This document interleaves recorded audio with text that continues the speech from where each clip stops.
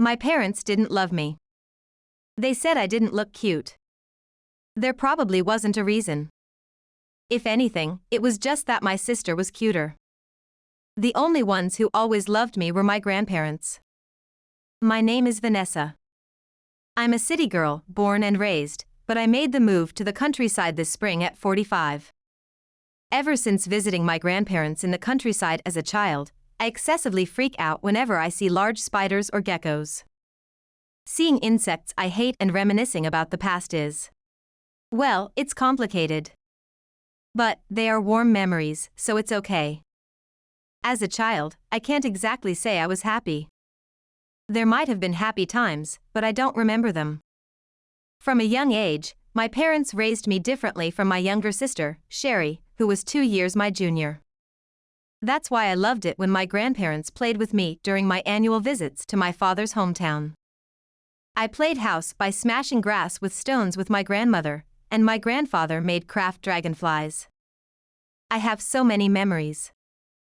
However, around the time I was in kindergarten, my grandfather passed away, and since then, my parents stopped going to the countryside.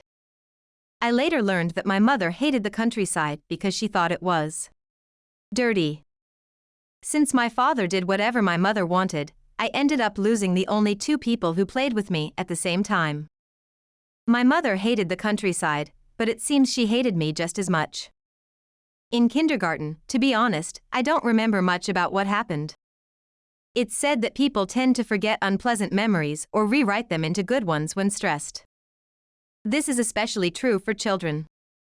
What I do clearly remember is being sent straight to the bath every time I came home from kindergarten because I was sweaty. They never did that to my sister, so thinking about it now, it looks like they just wanted me to believe I was a stinky child. I only fully grasped that I was being treated differently from my sister after I started elementary school. On the day of my orientation ceremony, my father didn't attend because he said, "Sherry wants a new toy." My mother complained bitterly, saying, "What? I want to go there too." Thanks to that, I had to spend the entire ceremony with a sullen-faced mother. Just to clarify, we didn't take any pictures at the school gate with my backpack, which is a common thing during orientation ceremonies. At that time, I thought, is this what it's supposed to be like? I was too young and didn't know any better because I had no other families to compare with. But 2 years later, seeing my parents dress up and buy a new video camera for my sister's orientation ceremony, I noticed how differently they treated us. If I hadn't noticed, I might not have felt so lonely. My sister got a photo with Mom and Dad, grinning, and a backpack on. After my sister's orientation ceremony, I noticed other differences as well. My mother was always late to my school events. She would arrive about 15 minutes before the end. I used to think, my mom is busy taking care of my sister, so I'm happy she can make it, even if she's late. But my mother would go all out with facial packs the day before my sister's events. Moreover, she didn't show up at my event that same day. From that day on, she stopped coming to the school events altogether. Eventually, the teacher had to reluctantly ask her to, "Please try to come if you can." And she did come only about 5 minutes before the end, and then she stopped coming again soon after. No one took any pictures of me during the school sports event. My sister was always in the video, just standing in line. Whether I was dancing or doing anything else, I wasn't captured as a subject in any photos. My socks were worn to the point of being painful between my toes due to holes, yet I was told they were still wearable. In contrast, my sister frequently got new clothes. Realizing the difference between my sister and me made me feel isolated for the first time. Do Dad and Mom hate me? I thought. So, wanting a little attention, I said, "I want to buy some too." While my sister was talking about getting new clothes. Back then, I was quite an obedient child. I thought their attitude was just how it is. And if I was good, maybe I would be treated like my sister. So, I really thought they would agree to my unusual request. However, my mother said dismissively, "What? Don't be selfish. If you keep talking like that, I'll put you in an institution." snorting with laughter. My father also laughed and said, Hey, that's a bit harsh. But Vanessa, you're a good girl, right? Just endure it." At that time, I didn't know what an institution was. I looked it up in a dictionary in the school library, but I still didn't understand. However, from that day on, being constantly told by my mother that she would put me in an institution made even me understand its meaning. I remember crying all night long. My mother might have meant it as a joke, but for the child me, it felt like the word despair was written in my mind. Even now, I don't understand why my parents hated me so much. But I hear that raising siblings close in age can be tough, and gradually the younger child might seem cuter. Maybe that was typical in our family. And regardless of my mother's true intentions, fearing that she might actually put me in an institution someday made me comply with her demands. Looking back, I think that was a kind of parental brainwashing. One day, when I was walking home from elementary school with my sister, she tripped over a stone and badly injured her knee on a crooked drain. When I carried her back home on my back, my mother was terribly upset and rushed her to the hospital. That night, "You were with her, how could Sherry get hurt?" My mother screamed at me, crying. Looking back, it wasn't my fault, and I did what I could for my sister. But as a fourth grader, I could only weakly apologize. "I'm sorry," while involuntarily crying. My mother yelled, "We're the ones who should be crying. What if Sherry is scared?" My father tried to soothe her while lamenting. If it had been Vanessa who was injured, I wouldn't have worried so much. "I want to go home with my friends too, but I'm only walking with my sister because Mom and Dad told me to," I thought, and from that day, I gradually began to dislike my sister. Strictly speaking, she was my only sister. I wanted to get along and she adored me, so I didn't hate her. I thought she was cute. I was just jealous that my sister received all of our parents' love. And I also hated myself for that. Why can't I love my sister? Why isn't our family normal? I lived each day to the fullest, consumed by these dark feelings. Then, when my sister entered middle school, I was forced to quit the basketball team. "Go home with your sister," my overprotective parents ordered, traumatized by her injury. They also banned her from joining any club activities. I thought I would be away from my sister in high school, but she chose a school she was definitely going to pass without studying, so we could attend the same school. It seems my parents really wanted me to look after her, even though we weren't together for 3 full years, just the time we were at the same school was strange enough. Well, my parents being strange is nothing new. I wanted to resist, but since they even said they wouldn't pay for my tuition if I didn't comply, I, having no earning capacity, had no choice but to obey. Later, my sister had the academic ability to aim for a high-level school, but she ended up attending my high school as my parents had planned. At the time, I felt animosity towards her and hardly spoke to her, so I don't know what she thought about her future path. But I do remember that she was always timid around me. They're always sticking together. We were rumored about in school, and both of us were outcasts in our class. Since most interactions with classmates were also banned, we never had the chance to get close to anyone and were always isolated. My sister's timid behavior might have stemmed from this kind of lifestyle. I wondered who could possibly be happy living like this. However, a turning point came during our senior year of high school. My parents said, "We're not saying you can't go to university, but only up to junior college. We want Sherry to attend a 4-year women's university." At that time, my parents had a boyfriend for my sister and were afraid of her going far away. So, even if the tuition was a bit high, they wanted to confine her close to home, to a place where only women were present. Thanks to that, I was finally able to separate from my sister, and the 2 years of junior college were very enjoyable. I will never forget those days of hanging out freely with friends and having study sessions. Then, another happy event occurred in the spring of my 2nd year of junior college. My grandmother, who had been living apart, had bad legs, so we took her in at our house. My mother was quite reluctant, but my father persuaded her. Needless to say, I was delighted to live with my grandmother. Perhaps because of my grandmother's presence, my parents also didn't come at me as hard as before. For the first time in my life, I experienced days that were smooth sailing. Then one day, as my graduation from junior college was approaching and I was preparing for the job offer ceremony, my mother said this: "Even if you prepare a suit, it's a waste because you won't use it anyway." Why? Because I contacted them and declined your job offer.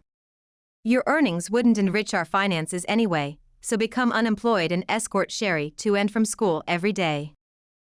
I let out a huge sigh. Even my father chimed in. Be happy I'm saying it's okay to be jobless. Though I won't help you financially. They're embarrassing as parents. I glared at them. That was the moment. You were completely fooled, stupid son. My grandmother laughed hysterically behind my parents, clapping her hands. Huh? My parents said, looking dumbfounded. Seeing my grandmother so amused, I couldn't help but laugh too. Cancelled the job offer? The company you thought was Vanessa's was actually my friend's, where I have my own business. What? My parents were dumbstruck by the revelation. What do you mean? Mom. Why are you walking normally? Huh? I thought your legs were bad. Huh? That was a lie too. My grandmother, who was supposed to have bad legs, strutted confidently in front of my parents. I had known that even if my job offer was confirmed, my mother would cancel it. I had overheard my parents whispering before I even started job hunting. If we make Vanessa drive her sister every day, no weird guys will approach her. From college, where marriage is possible, we must completely keep men away from her. Seriously discussing such crazy ideas. Although it didn't happen during my college years, I had hoped to get away from my parents once I started working. Hearing their conversation had driven me to despair. Was I destined to live a life bound by my parents? During this troubling time, a college friend noticed I looked pale and expressed concern. For me, who had never had friends before, being worried about a friend was a new experience. Thanks to that, I was able to open up about my situation and my upbringing. That friend suggested, "Why don't you rely on your grandmother?" That made me realize. Oh, there was that option. Due to my upbringing, I lacked the sense to depend on someone. I thought I had to handle everything on my own.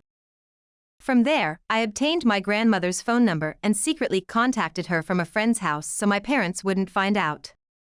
Holding the receiver, unsure of what to say after such a long time, my grandmother asked, "Is that you, Vanessa? How did you know? Don't underestimate me. I haven't forgotten my precious granddaughter." Hearing my grandmother's laughter, warm and familiar, I cried and told her everything. It was me who made up the story about my bad legs to get your clueless dad to take me in.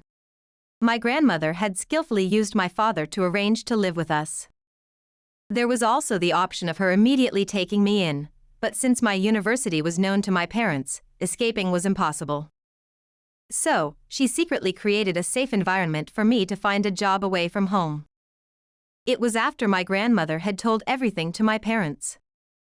I hate this house too. Sherry appeared behind my grandmother, crying. Huh? My surprised parents responded. Hate, why? We've been good to you, Sherry. That's right, Sherry. At those words, Sherry fell silent, looking down, and then glared at our parents with eyes red from crying. Been good to me. Do you really think so? In the past, they said to me, your sister hates you, Sherry, so don't associate with her. Rely on us, and that broke our sisterly bond with lies. I couldn't choose the path I liked. Same for my sister, she was hardly able to make friends. My sister was the only one who understood me, and you did everything to keep us apart. The first thing my grandmother did when she arrived at our house was to listen to my sister. Honestly, at that time, I even thought, why is my beloved grandmother listening to her? She doesn't matter. As Sherry herself said, from a young age, our parents had instilled in her that her sister hated her. They said they were treating us differently because I was a bad sister, that it was for education. As she grew older, she realized how twisted our home was, but by then, she truly believed she was hated by me. That's why she was always so timid. Not knowing how much of what our parents said was true, she gradually became afraid to even talk to me. Later, like me, she hadn't realized that it was possible to rely on someone else, had no friends, and was bearing her problems alone. My sister, whom I had always envied and resented, was also a victim of our parents. But that didn't immediately make me feel she was my precious sister. No matter what. The jealousy I had towards her didn't just disappear. Perhaps understanding this, my grandmother allowed us to skip school and rented a room in a hotel, giving us time to talk away from our parents' eyes. We cried out and vented all our feelings. My grandmother silently watched over us. Exhausted from releasing our emotions, we eventually fell asleep, and when I woke up, I found myself cradling my sister's head against my chest. I had been jealous and resentful. But I also felt that she was just as important to me. That was the moment I realized it. I couldn't immediately think, I love my sister. But I knew we could change. From that day on, we decided to start over as sisters. Well, my job offer was still pending, and given our unpredictable parents, we couldn't immediately act like sisters until we were safely out of the house. Why? What will happen to Mom and Dad if Sherry hates them? Vanessa resents me. If Sherry doesn't take care of us in our old age, we can't rely on Vanessa. I see. The reason our parents were so against Sherry having a boyfriend was for future care. I thought they just wanted to dump all the unpleasant tasks on me, but it seems they simply feared for their lives with me. Well, I'm confident they have good reason to worry, given the terrible things I've been through. I honestly don't know what I might do if I saw my parents weakened in front of me. So I couldn't help but say, even if you ask, I won't do it. Are you out of your mind? Disdain dripping from my words. Really, you're such an unlovable child. My mother glared at me. So, maybe you take after you, huh? I snorted, and my mother clicked her tongue in an unseemly manner. You can't be selfish, Sherry. You've already been accepted to a nearby university, right? Let's get along. My mother grabbed Sherry's shoulder, trying to convince her with her own convenient arguments. Oh, that too, I've already submitted a withdrawal notice to the school explaining the situation. Starting this spring, Sherry will be going to a vocational school outside our town to become a wedding planner. Huh? What do you mean? Smiling, my grandmother left my parents with their mouths agape. How foolish they looked. The parents who once seemed terrifyingly invincible appeared utterly weak in front of my grandmother's nimble wits and robust presence. Maybe you fools don't understand, but you shouldn't steal your children's dreams. Didn't you know Sherry has always wanted to work in wedding planning? Trying to send her to just any liberal arts college, really. At my grandmother's words, my father raised his voice. Children's dreams don't come true, so it doesn't matter. That was the moment. With a slap, my grandmother struck my father's cheek and then delivered a slap to my mother as well. Holding their cheeks, my parents looked at my grandmother, stunned like little children. The pain and suffering these two have endured isn't nearly enough, but if you keep talking nonsense, I'll give you a kick too. My grandmother said that, demonstrating a kick. I was happy that these kids held on to their dreams despite such worthless parents. They grew up decently without rotting under such conditions. I also have a responsibility for not realizing this situation for so long. Let me at least help make their dreams come true. My grandmother said, looking at us sisters and smiling. Hey, we are the parents here. You can't just go around saying that. Parents? Just because you're parents, does everything you do become acceptable? Then, it's okay for me to pour boiling water on that stupid son over there and leave him be, right? My grandmother smirked, and from the look in her eyes, it seemed she might actually do it, causing my father to tremble in fear. Anyway, I will take care of these children. What? Don't just say whatever you want, Mom. Especially when you don't have the money. Before Dad passed away, he used to say, whenever Vanessa comes over, it seems like her parents don't pay much attention to her. What? Back then, Sherry was still little and needed a lot of care, so I thought maybe that stupid daughter-in-law of mine was just too busy with her. Your dad was worried that Vanessa was being treated unfairly. That's why even after your dad passed away, I kept calling you guys to check on the children, but I was accused of interfering too much. I couldn't do anything because I didn't know the reality of your parenting. Indeed, if there was nothing wrong, then my actions were interference. So, yes, I also have a responsibility for their unhappiness. Following your dad's will, I've set aside some of the retirement money and inheritance for these kids. We'll use it to live out of state. With a stern look, my grandmother declared this, causing my parents to collapse weakly. So, should we apologize? Will you leave Sherry behind if we do? With that, my mother stared intently at my grandmother. My father followed up with, then we'll apologize. Sigh. That's just it. Why don't you understand? Do you seriously think that an apology devoid of any real emotion can erase the pain these children have carried throughout their lives? Raising her voice and showing her emotions, my grandmother's fists trembled. Listen. Never approach these children again. I will take responsibility and support them from now on. You two are only toxic to them. Sever all parental ties from this point. What, sever ties? How dare someone like you, who's a grandmother, say such arrogant things? My mother became infuriated by my grandmother's words.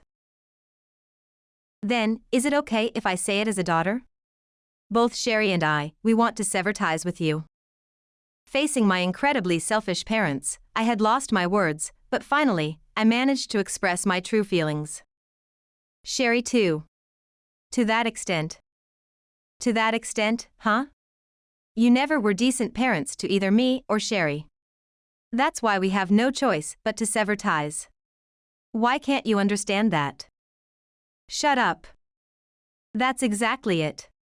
I know your parents don't understand, but this is just too much. Anyway, we're leaving this house with Grandma. What? Sherry, you'll give us your address, right? Disgusted by my mother, who still hoped surely Sherry will, even now, my father finally realized there was no fixing my absurdly foolish mother and looked at her with a pale face. Absolutely not. I've always been obedient, but forget about me, both Mom and Dad. I never had parents who truly loved me. You are strangers to me. Sherry, possibly because of the long-lasting effects of being submissive, was trembling slightly. She was scared. But, looking directly into our parents' eyes and stating her true feelings was, frankly, impressive. So, we're leaving this house today. We already have a new place. I'll come back for the belongings later, but don't you dare come near the children. With that declaration, my grandmother took our hands and briskly led us out of the house. From then on, the three of us started living together out of state.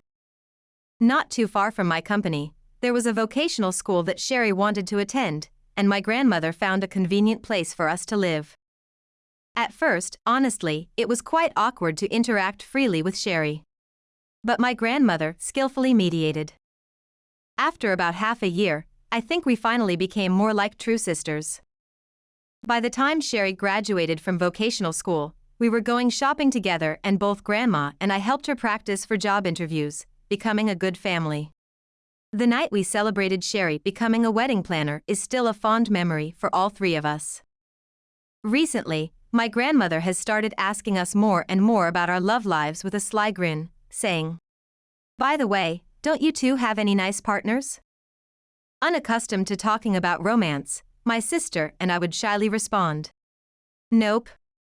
But her questions reminded us, "Oh, we are actually free to experience romance now." Having been without even friends for so long, love always seemed like something that belonged to others. Well, it took some time for both my sister and me to trust people enough to have a boyfriend. By our early 30s, we each started dating someone we met at work, and after being in a relationship for some time, we both got married.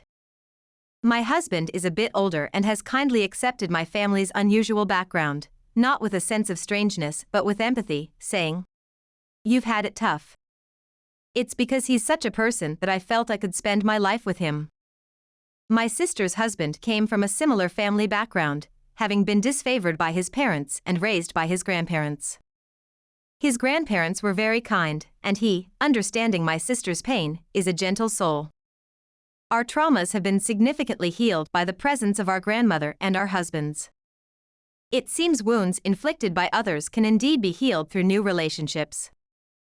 As for our parents, I heard from my grandmother a few years ago that our mother had passed away and that after we left home, our father grew estranged from her and, perhaps out of frustration or loneliness, developed liver disease due to alcoholism. However, neither my sister nor I attended our mother's funeral or visited our father when he was ill. It may seem harsh, but we couldn't predict what kind of emotional burden they would try to place on us again.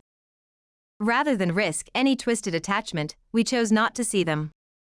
This fear is something perhaps only those with toxic parents can understand. I have no regrets. Now, I am raising two sons, one in middle school and the other in high school.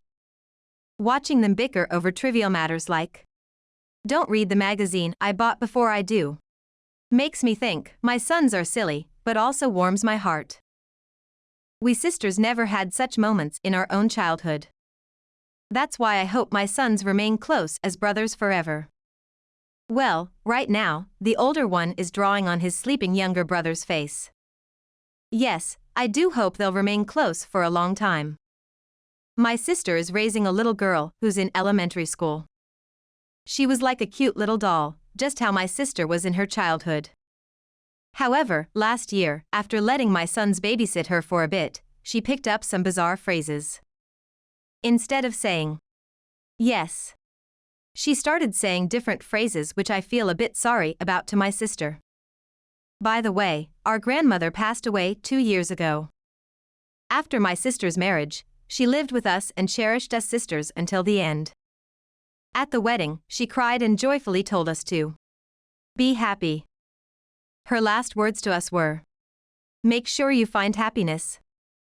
Yes, Grandma. Thanks to you, I think I'm the happiest person in the world right now. I can say that with confidence. This spring, I moved with my husband, who was transferred to work, to the countryside where our grandparents used to live. My city-bred kids were initially shocked by country life, but they've come to enjoy fishing by the river, declaring every weekend after bass fishing. The countryside is the best. With a little help from his classmates, my son is now all about catching crayfish and has big plans to be a crayfish or turtle fisherman in the future. I'm not convinced about the future of professional fishing though. Though my grandmother is no longer with us, I feel her presence when I breathe the country air. Knowing her, she's probably still watching over us from somewhere close. Watch over us, Grandma, and see how my sister and I become even happier. When we eventually join you, let's have a girls' gathering again. May the future and the day we join Grandma be met with smiles. Today, as always, I live each day cherishing the gentle thoughts my grandmother left in my heart.